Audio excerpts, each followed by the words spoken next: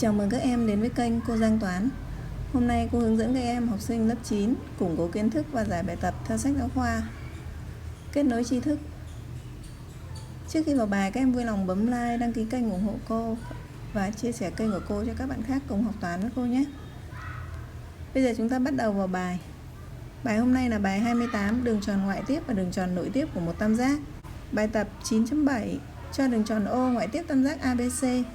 Tính bán kính của đường tròn O, biết rằng tam giác ABC vuông cân tại A và có cạnh bên bằng 2 căn 2 cm. Chúng ta đi vẽ hình của bài toán này.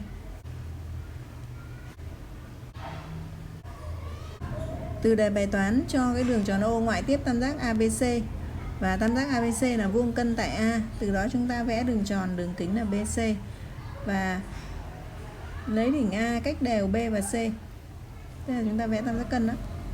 Đề bài cho biết cạnh bên là 2 căn 2. Như vậy muốn tính bán kính thì chúng ta phải tính được cái đường kính BC của nó.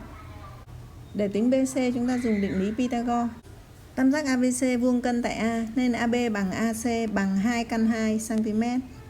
Và BC bình phương thì bằng AB bình cộng AC bình theo định lý Pythagore. Vậy BC bình bằng 2 căn 2 tất cả bình phương cộng với 2 căn 2 tất cả bình phương. 2 bình là 4, căn 2 bình là 2, 4 2 là 8. Như vậy nó là 8 cộng với 8 thì bằng 16. Từ đó suy ra BC bằng căn bậc 2 số học của 16 bằng 4. Bởi vì BC là độ dài hình học thì nó lớn hơn 0. Như vậy chúng ta đã tính được BC. Bây giờ để tính bán kính của đường tròn O thì chúng ta phải khẳng định được BC là đường kính. Tam giác ABC vuông tại A và nội tiếp đường tròn O, cho nên suy ra BC là đường kính của đường tròn O. Từ đấy chúng ta suy ra bán kính của đường tròn O chính bằng nửa đường kính. Nên O thuộc BC và OB bằng OC bằng BC trên 2 bằng 4 trên 2 bằng 2. Đơn vị là cm. Vậy bán kính của đường tròn O ngoại tiếp tam giác ABC là 2 cm. Ta sang bài 9.8. Cho tam giác đều ABC nội tiếp đường tròn O, biết rằng đường tròn O có bán kính bằng 3 cm. Tính diện tích tam giác ABC. Cái đỉnh A, tâm của đường tròn ngoại tiếp tam giác là giao điểm của ba đường trung trực, mà trong tam giác đều thì ba đường trung trực đồng thời là đường cao, đường trung tuyến. Nên chúng ta có thể vẽ trung tuyến, có thể vẽ đường cao đều được hết. Ta vẽ đường tròn O.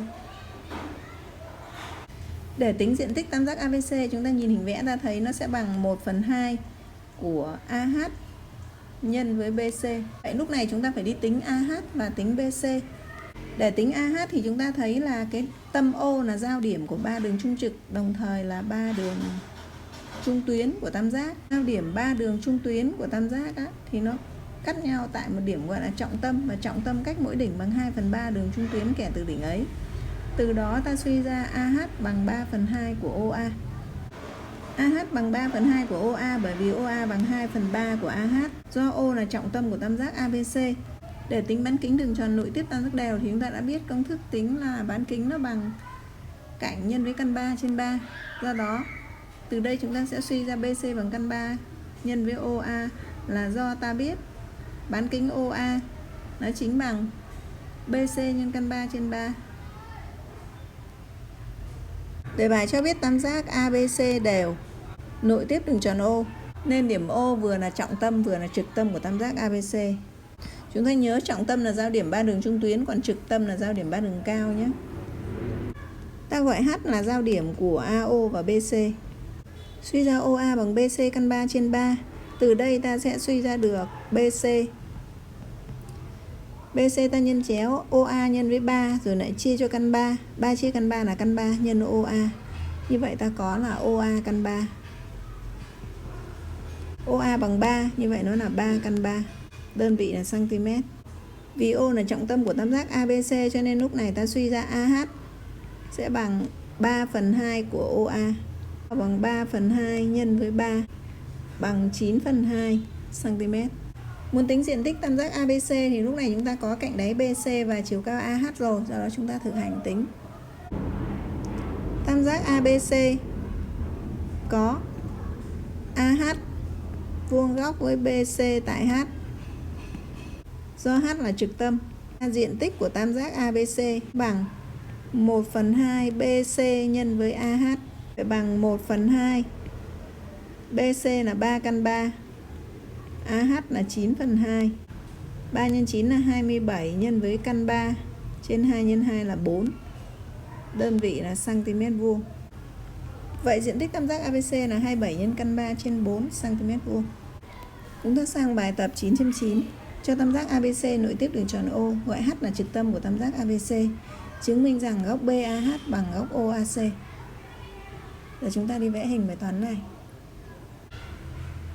Đề bài cho tam giác ABC nội tiếp đường tròn O, không nói gì thêm, chúng ta coi đây là một tam giác thường. Nó có 3 đỉnh của nó nằm trên đường tròn. Vì H là trực tâm của tam giác ABC cho nên chúng ta sẽ vẽ giao điểm của 3 đường cao.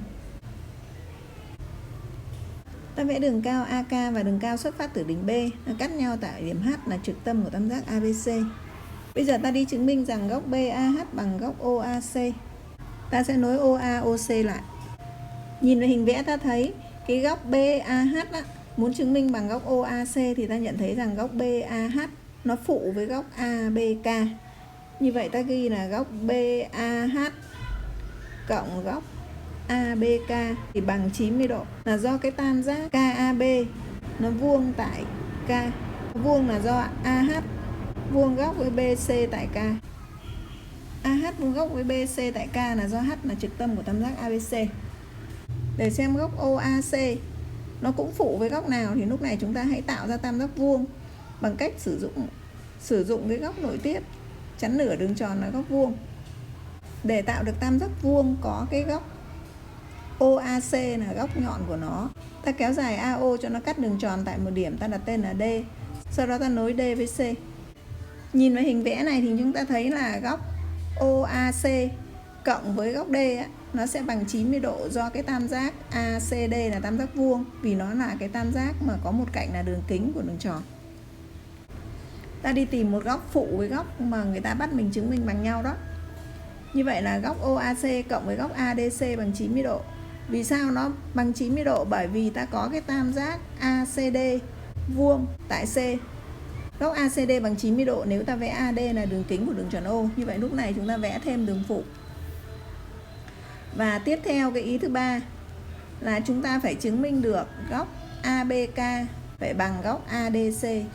Hai góc này bằng nhau bởi vì nhìn hình ta thấy nó là hai góc nội tiếp cùng chắn cung AC của đường tròn O. Như vậy đến đây chúng ta xong cái phần sơ đồ phân tích, đi lên để tìm ra cái lời chứng minh của bài toán này một cách logic. Bây giờ chúng ta sẽ bắt tay vào ghi bài. Đầu tiên chúng ta đi vào cái nhánh ở giữa, xuất phát vẽ đường phụ, sau đó sang cái nhánh thứ hai bên trái, rồi nhánh cuối cùng bên phải chúng ta kết luận. Và bắt tay vào làm như sau. Như vậy ta vẽ AOD là đường kính của đường tròn O thì suy ra góc ACD bằng 90 độ. Lý do là góc nội tiếp chắn nửa đường tròn. Thì suy ra cái tam giác ACD vuông tại C thì ta suy ra góc DAC cộng với góc ADC bằng 90 độ. Vì trong tam giác vuông hai góc nhọn phụ nhau. Chúng ta đổi tên nó về cái tên đề bài yêu cầu. Hay thay vì góc DAC ta gọi là góc OAC cộng với góc ADC bằng 90 độ. Vì lý do chúng ta mở ngoặc ra điểm O thuộc vào AD nên ta đổi tên thôi. Đây là điều thứ nhất. Chúng ta đánh số vào, cô gọi nó là điều 1. Ta có H là trực tâm tam giác ABC, suy ra AH vuông góc với BC tại điểm ta gọi là K. Cái tam giác KAB vuông tại K nên góc BAK cộng với góc ABK bằng 90 độ.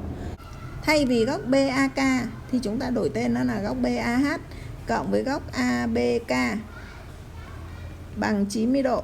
Chúng ta giải thích là điểm H thuộc vào AK. Điều này ta gọi là điều số 2. Ta lại có góc ABK bằng góc ADC bởi vì đây là hai góc nội tiếp cùng chắn cung AC của đường tròn O. Và điểm K thì thuộc vào BC. Đây là điều số 3.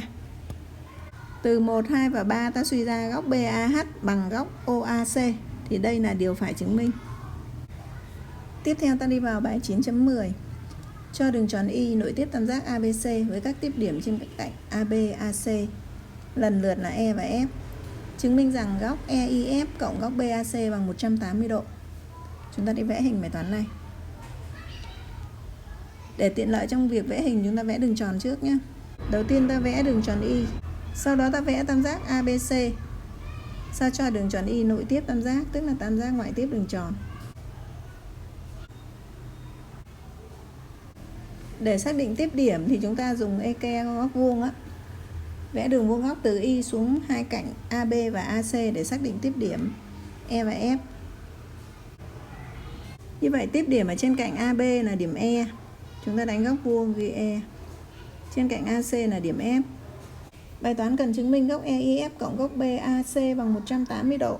Chúng ta sẽ đánh dấu vào trong hình vẽ cho dễ nhìn là góc EIF và góc BAC chính là góc EAF đây.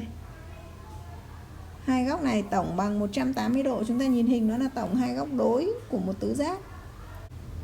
Để chứng minh tổng hai góc này bằng 180 độ thì chúng ta dùng tổng 4 góc của tứ giác AEIF bằng 360 độ và hai góc E và F tổng của nó bằng 180. Góc E và góc F tổng bằng 180 độ bởi vì góc E bằng góc F bằng 90 độ. Lúc này AB và AC là tiếp tuyến tại E và F của đường tròn Y. Bài đã cho các tiếp điểm là E và F. Vì E và F là tiếp điểm của AB và AC với đường tròn Y, nên AB, AC lần lượt là tiếp tuyến tại E và F của đường tròn Y. Do đó suy ra góc IEA bằng góc IFA bằng 90 độ, bởi vì tiếp tuyến thì vuông góc với bán kính tại tiếp điểm. Tứ giác AEIF thì có tổng 4 góc của nó bằng 360 độ. Chúng ta thay thế hai góc IEA và IFA bằng 90 độ vào. Ta suy ra góc A cộng góc EIF bằng 360 độ trừ 90 độ rồi trừ tiếp 90 độ thì nó bằng 180 độ là điều phải chứng minh. Ta sang bài 9.11. Cho tam giác đều ABC ngoại tiếp đường tròn Y, tính độ dài các cạnh của tam giác ABC, biết rằng bán kính của đường tròn Y bằng 1 cm. Chúng ta vào vẽ hình của bài toán này. ABC là tam giác đều. Xác định tâm Y của đường tròn nội tiếp tam giác. Ta gọi độ dài cạnh của tam giác đều ABC là A cm, điều kiện là A phải lớn hơn 0. Vì tam giác ABC đều ngoại tiếp đường tròn tâm Y bán kính R nên R bằng căn 3 trên 6 nhân với A. Ta thay R bằng 1 thì ta được là 1 bằng căn 3 trên 6 nhân với A. Từ đây ta suy ra A bằng 1 chia cho căn 3 trên 6 bằng 1 nhân với 6 trên căn 3. Như vậy nó là 2 căn 3. Đơn vị là cm. Là vậy độ dài các cạnh của tam giác ABC đều là A bằng 2 căn 3 cm. Tiếp theo ta sang bài 9.12. Người ta muốn làm một khung gỗ hình tam giác đều để đặt vừa khít một chiếc đồng hồ hình tròn có đường kính 30 cm như hình 9.23. Hỏi độ dài các cạnh phía bên trong của khung gỗ phải bằng bao nhiêu? Để giải quyết vấn đề này, chúng ta vẽ một cái tam giác đều ABC nhận đường tròn tâm Y là đường tròn nội tiếp. Vì tam giác ABC đều cho nên tâm đường tròn chính là giao điểm ba đường cao của tam giác. Ta gọi khung gỗ của hình tam giác đều là tam giác ABC. Đường viền ngoài của đồng hồ là đường tròn tâm Y có bán kính IH bằng. Đề bài cho đường kính là 30 cm, như vậy bán kính chính là 30 chia cho 2 bằng 15 cm. Vì đường tròn tâm Y bán kính IH nội tiếp tam giác ABC đều nên ta có IH bằng căn 3 trên 6 nhân BC. Hay ta thay IH bằng 15 thì ta được 15 bằng căn 3 trên 6 nhân BC. Từ đây ta suy ra BC bằng 15 nhân 6 chia căn 3 thì bằng 30 căn 3 cm. Vậy độ dài cạnh của khung gỗ phía bên trong là 30 căn 3 cm. Bài học hôm nay tạm dừng tại đây. Các em vui lòng bấm like, đăng ký kênh ủng hộ cô và chia sẻ kênh của cô cho các bạn khác cùng học toán với cô nhé. Cô thân ái chào các em.